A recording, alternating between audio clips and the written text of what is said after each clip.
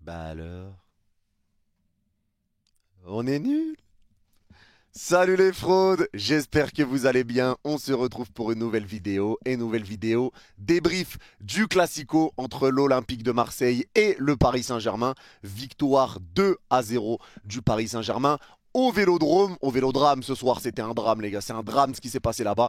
Victoire 2-0, il y a beaucoup de choses à dire. On était totalement prenable en plus, mais l'OM n'y arrive pas.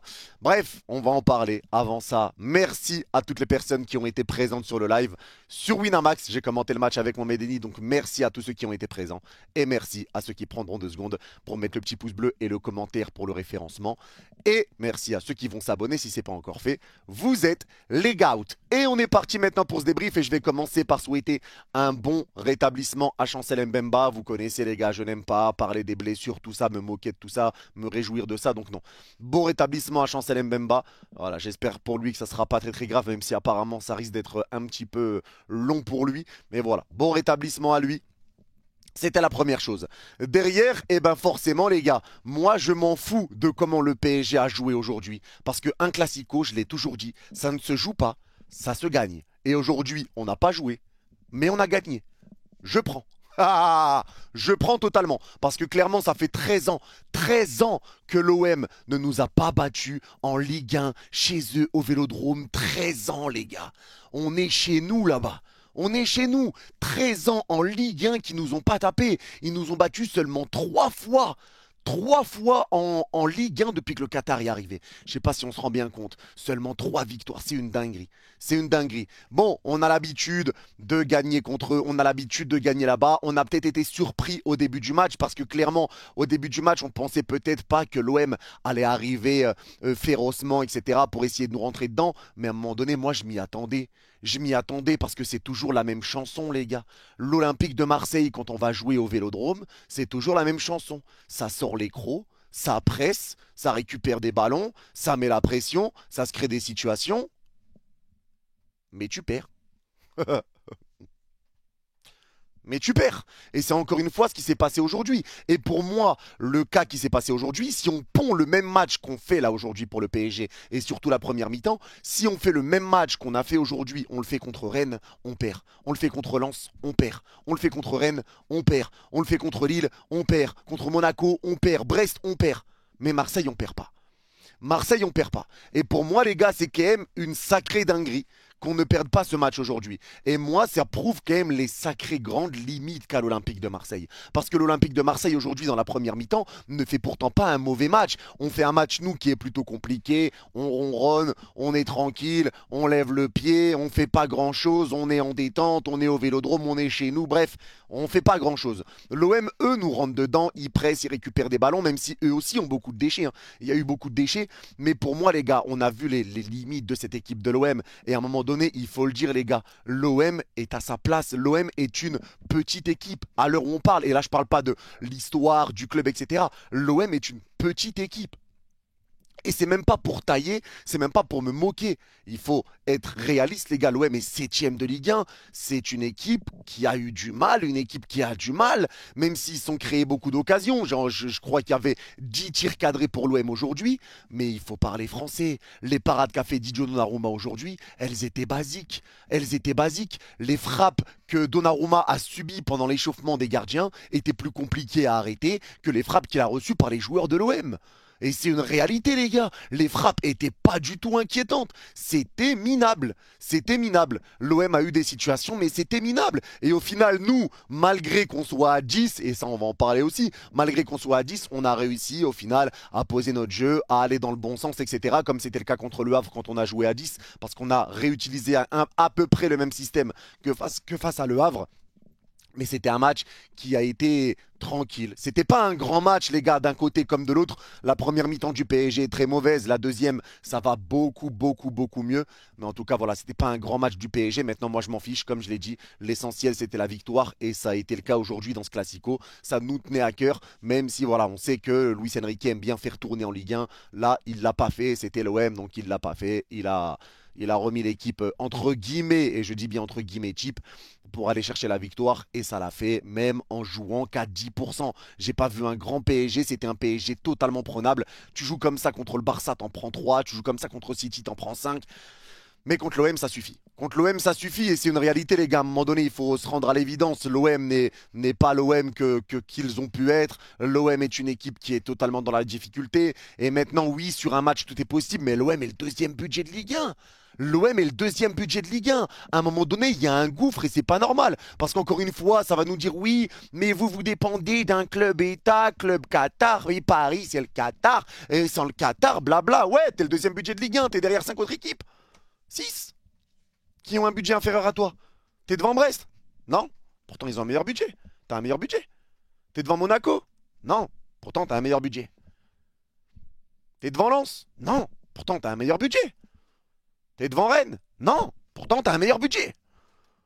Donc à un moment donné, les gars, parler d'argent, ça ne sert à rien. Ça ne sert à rien. Sur un match, tout est possible, et encore plus au Vélodrome et pendant un Classico. Parce que vous savez qu'un Classico, ça donne des ailes. Ça donne des ailes aux joueurs, etc. Et on l'a vu pendant la première mi-temps, tout ça. Maintenant, parce que là, je vais parler quand même de l'arbitrage et du carton rouge qui nous arrive à la 40e minute. Carton rouge sur Beraldo. Un carton rouge où je rappelle quand même qu'Aubameyang, lui, ne réclame absolument aucune faute. Il n'y avait absolument aucune faute. C'est un duel à l'épaule. Aubameyang tombe parce qu'en plus, ça glisse, il tombe. Il n'y a absolument aucune faute. Beraldo l'a juste bousculé à l'épaule. C'était un coup de physique. Il n'y avait aucune faute. L'arbitre va voir la VAR. Il met carton rouge à Beraldo. Palmarès de Benoît Bastien, j'ai porté plainte contre l'immigré parisien. Oh là les gars, je ne vois aucune autre chose à son palmarès. Aucune autre chose. Les gars, la seule chose dans son palmarès, c'est qu'il a porté plainte contre moi. Vraiment, après les gars, je sais pas s'il a fait autre chose dans sa carrière. Je sais pas. Si peut-être je vais lui demander de m'envoyer son CV. Ouais, j'ai porté plainte contre l'immigré parisien. Je sais pas s'il y aura une deuxième ligne, les gars. Franchement, je sais pas. Mais l'arbitrage aujourd'hui a été calamiteux. Et encore une fois, c'est Benoît Bastien parce que tu peux pas parler avec lui. Dès qu'un joueur venait pour discuter, ça mettait un carton jaune. Et après, t'es sous le coup d'une suspension et t'es sous le coup d'un problème, etc., etc. L'arbitrage a été catastrophique. Maintenant, est-ce qu'il y avait but de l'OM? J'en sais rien, les gars. Honnêtement, j'en sais rien si le but a été justement ou injustement refusé. Honnêtement, là, j'en sais rien si vraiment Luis Enrique faisait action de jeu devant Donnarumma. Maintenant, ce qui est sûr, c'est qu'il n'y a pas pénalty. Il n'y a pas pénalty sur le centre de Ounahi, je crois. C'est boxé par Donnarumma. Donnarumma prend la balle avant de toucher le crâne de je sais même plus c'était qui. Je crois que c'était Gigot. Mais il n'y a absolument pas faute. Il n'y a absolument pas faute pour moi. Il n'y avait absolument pas pénalty et ça a été bien arbitré.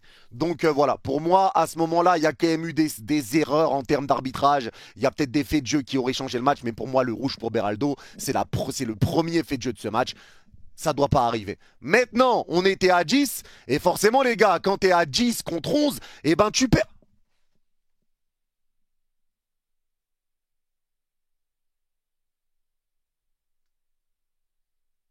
On était à 10 et on a gagné. Et on a gagné. Ouais, ça prouve quand même à quel point l'OM c'est terrifiant les mecs. Hein. Parce que là, je pense qu'à ce rythme-là, les mecs, on a gagné 2-0 à 10 contre 11.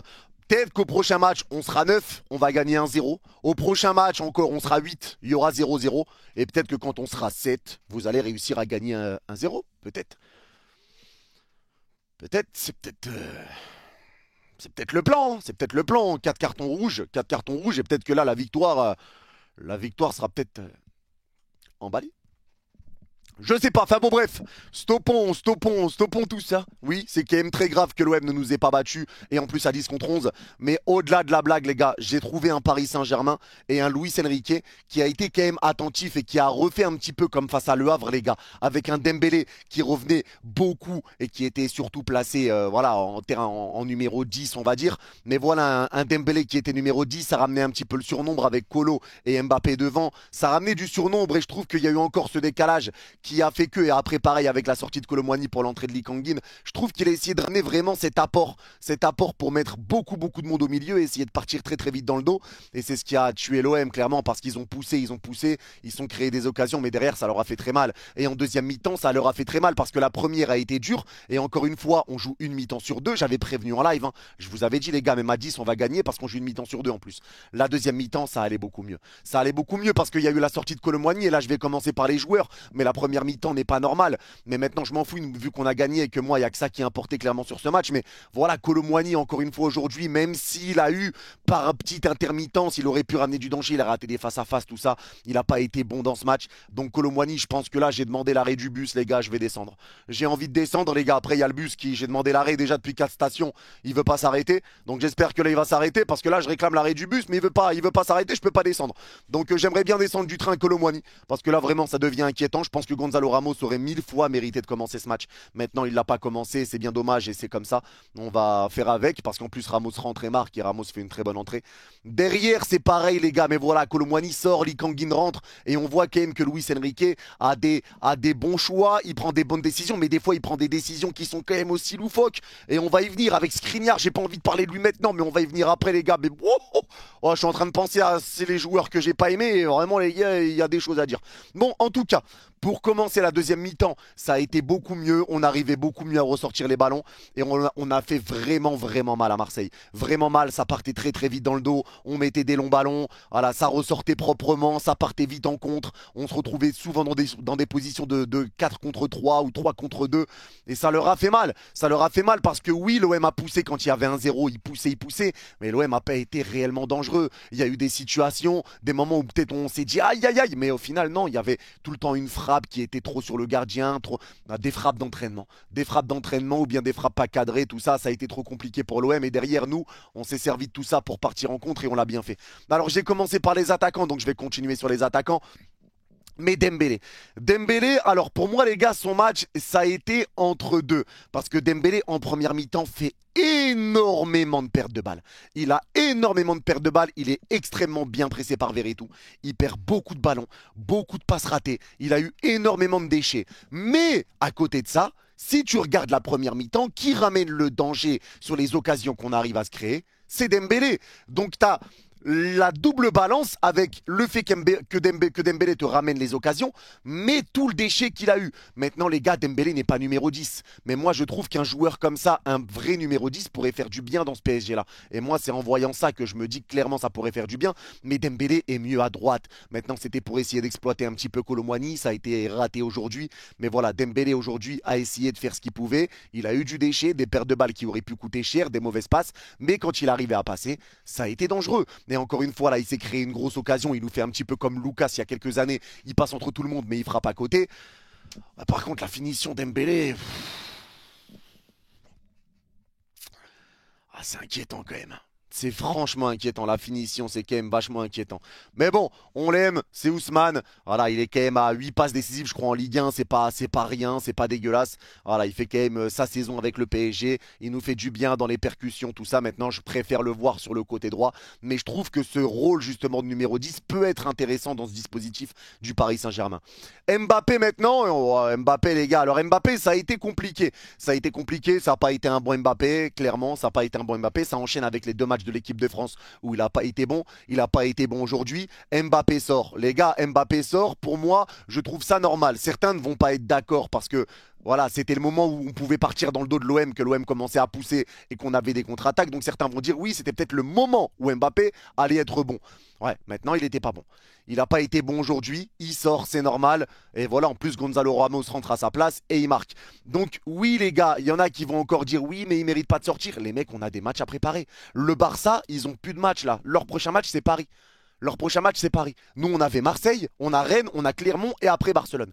Donc, excusez-moi, mais on a des matchs à préparer. Il y a un match qui va arriver très important contre Rennes mercredi. Et là, je pense qu'Mbappé sera titulaire. Donc, on a quand même un joueur à économiser. Il a fait 2 fois 90 minutes avec l'équipe de France. Là, il fait 60 minutes à peu près. Donc, les gars, à un moment donné, oui, même si ça ne lui plaît pas, même si ça ne lui convient pas, Mbappé doit sortir. Mbappé doit sortir, Barcola est déjà blessé et Luis Enrique ne peut pas prendre de risques. Parce que déjà, je pense qu'il y avait un monde où Mbappé ne jouait même pas aujourd'hui. Donc que Mbappé s'énerve, etc., excuse-nous. Excuse-nous de faire tourner. Excuse-nous de quand t'es pas bon, tu sors. Oui, parce que c'est le retour de ça. Quand Mbappé était bon, il sortait pas. Quand il était bon, il sortait pas Mbappé. Mais là, il n'est pas bon, il sort parce qu'il fait partie de ce turnover et c'est comme ça. Mais maintenant, il y a aussi une gestion à avoir pour les matchs qui vont arriver. C'est normal. Moi, je ne le prends pas à mal. En tout cas, je ne le prends pas à mal. Il n'y avait rien. Il n'y avait rien de fou. Maintenant, je crois qu'il a mis une petite story sur Instagram, de dos en sortant avec le brassard dans les mains. Bon, je sais pas si tu veux qu'on parle de toi, mais on parlera pas de Mbappé Flix encore. Vraiment, j'en ai ras le cul de toutes ces histoires.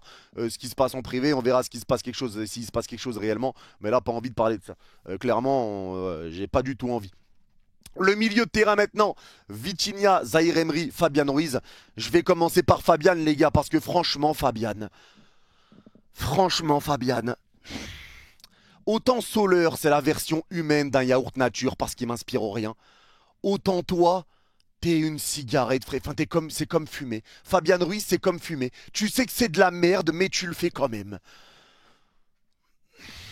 Et tu recommences, c'est de la merde. Ouais, je sais que c'est de la merde, mais on va réessayer. On va refaire encore et encore et encore et encore. Il a été dégueulasse. Mais t'es répugnant. Mais t'es répugnant. Je vais parler comme si tu m'écoutais. Frérot, t'es nul. Frérot, t'es nul. S'il te plaît, quitte mon club. Va-t'en. Va-t'en.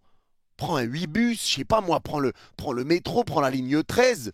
Et il y a d'autres villes. Les gars, je vous le dis honnêtement, Fabien Ruiz, s'il avait enlevé son maillot pour mettre un maillot de l'OM pour qu'on joue à 12 contre 9, j'aurais dit oui.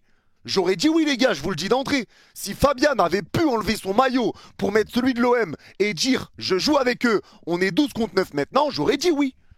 Oui, vas-y. Prends, vas-y. Je t'en prie. Va. Va là-bas. Mais c'est trop d'être mauvais comme ça. C'est trop et Fabian, c'est bon, il va nous faire un bon match après 6 matchs dégueulasses et on va se dire, bah en fait, pourquoi pas quand il veut, ouais, mais il veut jamais. Hein, c'est ça le problème. Il veut jamais, donc à un moment donné, il va falloir arrêter. Par contre, Vitinha devant la défense, encore une fois, lui, il enchaîne les masterclass.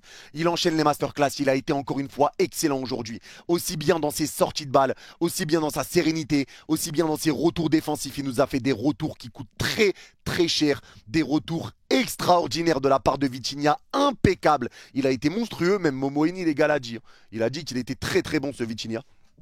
Donc voilà, c'est quand même que vraiment c'est quelque chose.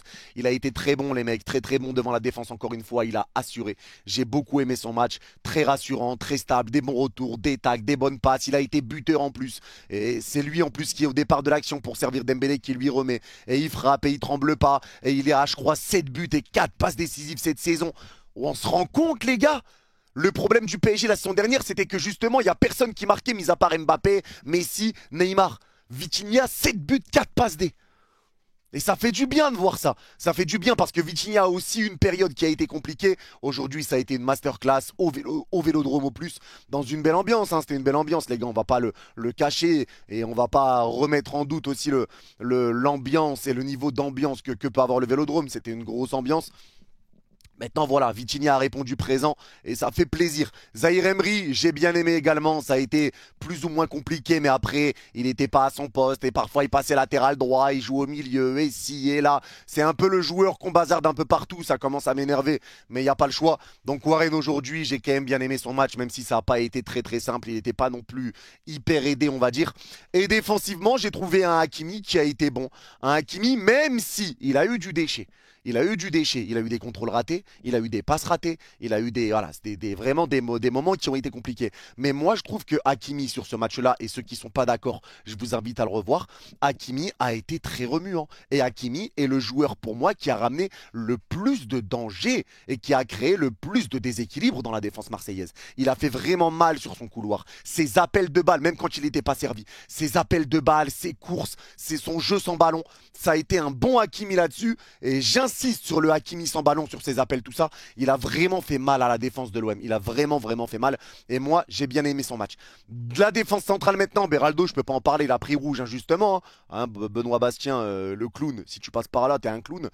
Par contre, Danilo Pereira, moi les gars, honnêtement, je ne suis plus sur le soldat Danilo qu'on connaît. Alors, oui, Danilo a été bon. Oui, Danilo a repoussé beaucoup de ballons. Ça a été une tour de contrôle. C'est la tour de contrôle, ça bouge pas. Les déviations de la tête, les dégagements de la tête, tout ça, il n'y a pas de problème. Par contre, il allait nous mettre dans la sauce plus d'une fois. Et moi, je pense que le Danilo très rassurant, il est passé. Je pense qu'il est passé, les gars. Honnêtement, alors maintenant, peut-être avec un autre défenseur, etc., peut-être que ça se passerait différemment, tout ça. Mais j'ai trouvé un Danilo qui a été bon aujourd'hui, les gars, plutôt bon aujourd'hui, il n'y a pas de problème là-dessus. Mais je sais pas, dites-moi si vous êtes d'accord ou pas avec moi en commentaire.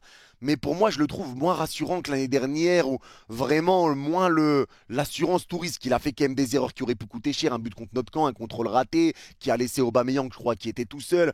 Enfin, il a fait quand même des trucs qui étaient compliqués. Et encore plus quand Milan Skriniar, l'horrible, que dis-je, l'ignoble. Oh là là, l'ignoble Milan Skriniar est rentré. Et là, on rentre sur le problème Luis Enrique. Pourquoi il nous fait rentrer Skriniar?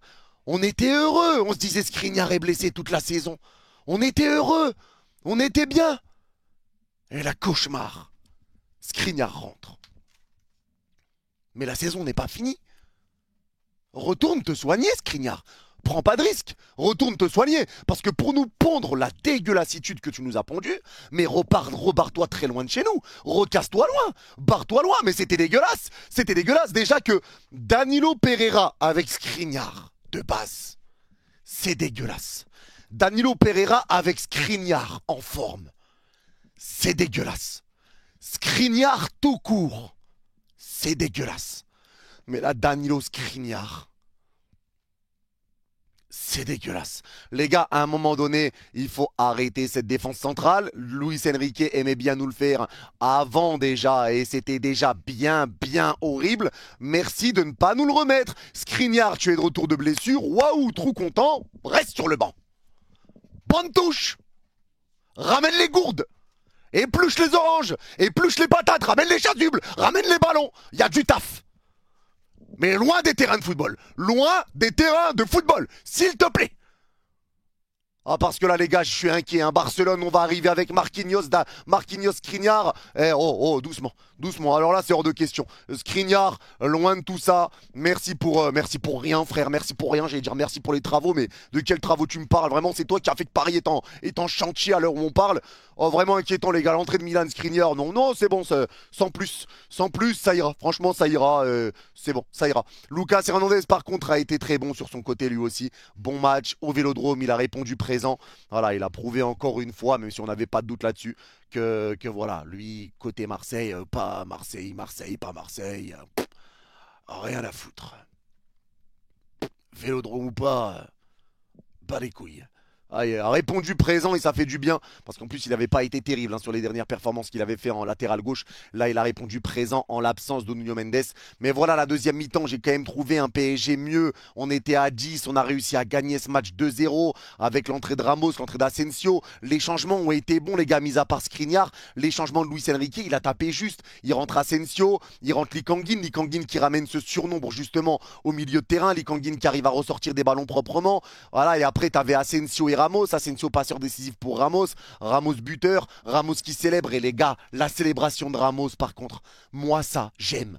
Ça j'aime, parce que les gars, le Classico est en train de mourir. Et il y en a qui vont peut-être mal le prendre. Oui, c'est malvenu pour les Marseillais, c'est malvenu de faire ça, tout ça. Non, c'est pas malvenu, parce que c'est un Classico. Et forcément que si c'était un Marseillais qui avait marqué à Paris, il aurait fait pareil. Avec les célébrations qu'ils ont l'habitude de faire, là, les Marseillais. Bon là, je pense que c'est vous qui avez froid, mais vous le savez les gars, c'est normal. Et moi, au contraire, ça me conforte dans l'esprit de me dire que Gonzalo Ramos, il le sait que ce match est important pour les supporters. Et là, il a voulu faire plaisir aux supporters. Il a voulu faire un truc qui allait rester dans les mémoires un petit peu et montrer vraiment son implication avec le PSG. Gonzalo Ramos titulaire. Gonzalo Ramos titulaire avec l'absence en plus de Barcola. Je veux Gonzalo Ramos titulaire. C'est un mec exemplaire, un mec qui se donne, un mec qui répond présent quand il rentre et un mec qui mérite pas d'être autant sur le banc comme ça. Honnêtement, il mérite pas, il aurait mérité d'être titulaire aujourd'hui et tout ça pour mettre l'ignoble Kolo Muani encore une fois. Mais voilà les gars, en tout cas le match a pas été bon. Le match a pas été bon, clairement, on a eu un bon Donnarumma même si je le répète, les frappes ont été beaucoup sur lui. Mais voilà, j'ai trouvé un très bon Donnarumma et pour moi c'est l'homme du match. Et encore une fois, comme face à Le Havre les gars, le héros c'était Tenias contre Le Havre quand on était à 10. Là c'est Donnarumma. On a tellement une sérénité les gars. En fait, ce match-là, ça a été ça, beaucoup de sérénité. On a été très calme même si on était 10 contre 11, on a été calme, on a ressorti bien les ballons. On a subi, mais quand on subit, on pliait. Mais enfin, on pliait pas. On ne pliait pas. On subissait un petit peu, on acceptait de subir. Toute l'équipe subissait ensemble. Il n'y a pas un qui subissait pas l'autre. On subissait ensemble. ensemble et on ressortait proprement et on faisait mal dans le dos. Voilà. Et ça a été un petit peu comme contre le Havre et on a fait mal et on a su répondre présent et on va chercher la victoire, on va chercher les 3 points et c'est là l'essentiel. En tout cas, nouveau classico de gagné à la maison, chez nous, au stade Vélodrome, notre deuxième stade. 13 ans qu'on est invaincu là-bas en Ligue 1, c'est quand même très inquiétant pour l'OM. Ça fait mal. 13 ans que vous n'avez pas battu chez vous en Ligue 1 Paris. 13 ans que vous n'avez pas gagné un trophée. Ça fait beaucoup de 13 ans. 13 défaites d'affilée. Vous habitez dans le 13. Ça fait beaucoup de 13. Je vois que vous aimez beaucoup le 13, les gars. Bon, c'est quand même... Bon, pas rentrer dans d'autres détails après. Ça me regarde pas trop. Bon, en tout cas, merci à vous d'avoir suivi ce débrief. N'hésitez pas à me dire en commentaire si vous êtes d'accord, pas d'accord avec moi. Sur certains points, il n'y a pas de souci. Moi, je suis très content, les gars, parce que le Classico garde une importance pour moi à mes yeux, même si l'OM est 7ème de Ligue 1, je m'en fous. Un Classico, c'est un Classico, ça se joue pas, ça se gagne. On n'a pas joué, ça se gagne. Ouais, ça me va totalement. Moi, je vais bien dormir, peinard, tranquillement. Et les Marseillais, vous allez rester calmes, parce que sinon, on va faire exprès de pas gagner la Coupe de France et vous n'allez pas aller en Coupe d'Europe la saison prochaine. Alors, vous allez nous demander pardon en commentaire. Merci beaucoup. Bon allez, prenez soin de vous. Ceux qui ont regardé le débrief jusqu'à la fin, n'hésitez pas à mettre cacahuète en commentaire. Je comprendrai que vous avez regardé le débrief jusqu'à la fin. Prenez soin de vous. Vous êtes les gars. Et allez Paris. Bye bye. Les vidéos à 17h également. Avec le best-of avec Momo Eni. Prenez soin de vous les gars.